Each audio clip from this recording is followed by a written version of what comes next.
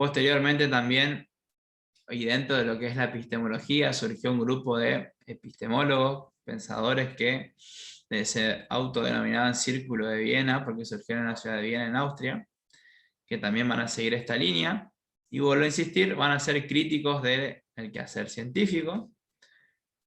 No fueron los únicos, obviamente, a medida que fue avanzando el siglo XX, tenemos acá, por ejemplo, otra corriente epistemológica conocida con el nombre de racionalismo crítico. No se preocupen, no se asusten, si por ahí esto es un poco confuso. Nosotros después vamos a ver estos temas en detalle, le vamos a dedicar el tiempo, vamos a hacer una actividad como para que queden claros. Así que esto es una primera aproximación, más que nada para definir los conceptos, qué significa cada uno de ellos. Así que, como les decía, está otra corriente epistemológica con este nombre, racionalismo crítico, donde su máximo exponente era este señor, Karl Popper. Y también vamos a tener que, pasado mediados del siglo XX, fines de este mismo siglo, tenemos otros grupos como neopositivistas, teóricos que, podríamos decir, retoman algunas de estas cuestiones, por eso la palabra nuevo, y a su vez otras corrientes también que surgen durante esta etapa. La idea básica es que ustedes puedan tener en cuenta que la epistemología lo que hace es constantemente reflexionar y criticar a la ciencia, ¿no? A este conjunto de instituciones de saber considerado válido por cada época. Los epistemólogos van a estar siempre criticando, reflexionando y teorizando sobre la forma de hacer ciencia y de validar los conocimientos. Esa sería la idea central, que, como les dije, fíjense acá, bueno, tenemos una imagen del Círculo de Viena. Nosotros después vamos a volver sobre estas cuestiones que por ahí pueden ser un poco confusas, un poco difíciles, ¿no? Pero bueno, no se preocupen.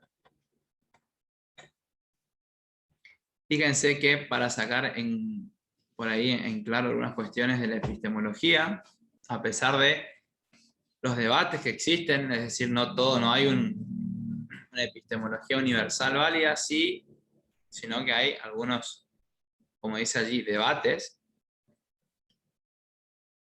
También hay algunas cuestiones en las cuales se ponen de acuerdo, por así decirlo, ¿no? Fíjense.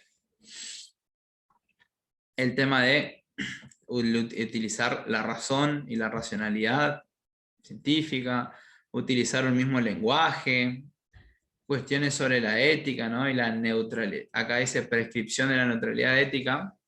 Como les dije anteriormente, la objetividad total 100% no existe, sino que todo está en mayor o menor medida matizado por un grado de subjetividad. Y por ejemplo, acá este último punto en el que habla de que puede llegar a existir un solo método para la ciencia. Esto también sería algo para discutirlo, no es tan así. Pero bueno, como les dije, estos son debates que se van dando y por el cual constantemente la ciencia está siendo cuestionada, ¿no? Puesta en cuestión. Y lo último, con esto voy terminando, nuestro tercer punto de hoy sería el de los paradigmas científicos, como les dije. Paradigma vendría a ser, así como vimos que la ciencia se considera ciencia, los saberes aceptados por toda una comunidad en un hecho histórico, el paradigma es un concepto muy similar. Fue elaborado por un científico, teórico, llamado Thomas Kuhn, y en el cual van a ver, podríamos decir, saberes dependiendo la época, ¿no? Fíjense que acá tenemos el primer paradigma premoderno, el cual se ajustaría a toda esta época, desde la antigüedad, desde Grecia, hasta fines de la Edad Media, donde, fíjense, la ciencia era buscar las causas de los fenómenos y generar conocimiento, y cómo la ciencia estaba subordinada a lo metafísico o a la fe. ¿no? ¿Qué quiere decir esto? Que todo conocimiento científico que se realizaba durante esta etapa siempre iba a estar matizado o iba a estar en parte explicado por lo metafísico o lo religioso, la fe en este caso, sobre todo la religión católica.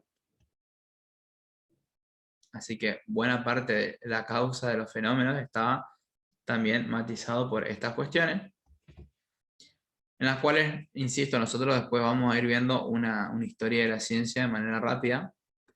Este sería el primer paradigma. Después, en segundo lugar, tenemos el paradigma moderno, que es el que más nos interesa a nosotros, sobre el cual nos vamos a detener, ya que a raíz de una serie de transformaciones políticas, económicas y sociales que tuvieron lugar en Europa en los siglos XV y XVI, el paradigma de ciencia cambió. No sé por qué, porque a partir de ahora la razón se va a transformar en el principal elemento para controlar y predecir la naturaleza, para explicar los fenómenos que suceden. Básicamente, durante esta etapa se va a originar el concepto de ciencia moderna, van a surgir los primeros científicos, van a surgir los métodos, los pensadores, vamos a ver teorías como el empirismo, el racionalismo, no sé si alguna vez lo escucharon hablar, pero todo va a ser mucho más, como le digo, matizado, atravesado por la razón, la búsqueda de leyes y de conocimiento de carácter universal, todo muy relacionado siempre a las ciencias naturales, ¿no? Todavía las ciencias sociales van a estar como dejadas de lado, va a seguir siendo un conocimiento mucho más parecido a lo que vimos nosotros, a la doxa, al conocimiento o pensamiento vulgar. Recién en el siglo XIX nuestra área se va a comenzar a convertir en una disciplina científica, ¿no? Y por último, y con esto voy terminando, este paradigma moderno, este paradigma de ciencia, en el cual se creía que la razón y ciencia iban de la mano y el progreso era indefinido, entró en crisis a mediados del siglo XX por, bueno, cuestiones a nivel mundial, ¿no? Como la Segunda Guerra,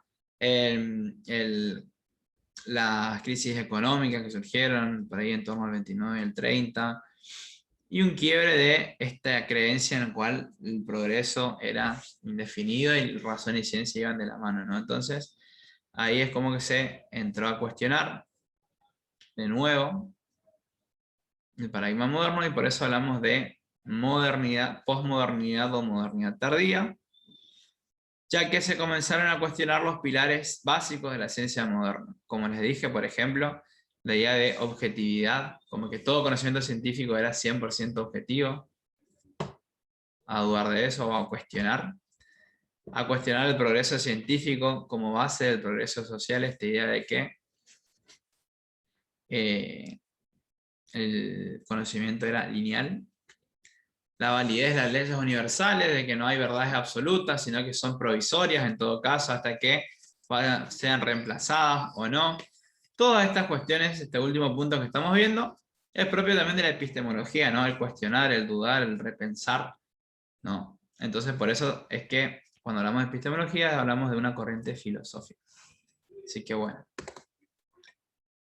Con esto voy a terminar por esta semana. Como les dije, y haciendo un resumen, se tienen que centrar en 3 puntos básicos. Definir o tratar de tener bien en claro qué significa o qué es la ciencia, qué es la episteme, en este caso de epistemología, tratar de definir bien la idea. No se preocupen por las diferentes corrientes todavía, eso ya lo vamos a ver en su momento. Y sí, esta idea de paradigmas, ¿no? ¿Qué es un paradigma? También es algo que vamos a volver a hablar más adelante, pero por ahora una breve idea de qué es un paradigma y esta evolución de premoderno, qué características tenía, y sobre todo paradigma moderno y postmoderno, tenerlo por ahí bien en claro. Todavía con este tema vamos a esperar para hacer un trabajo, así que con la lectura va a estar bien por esta semana.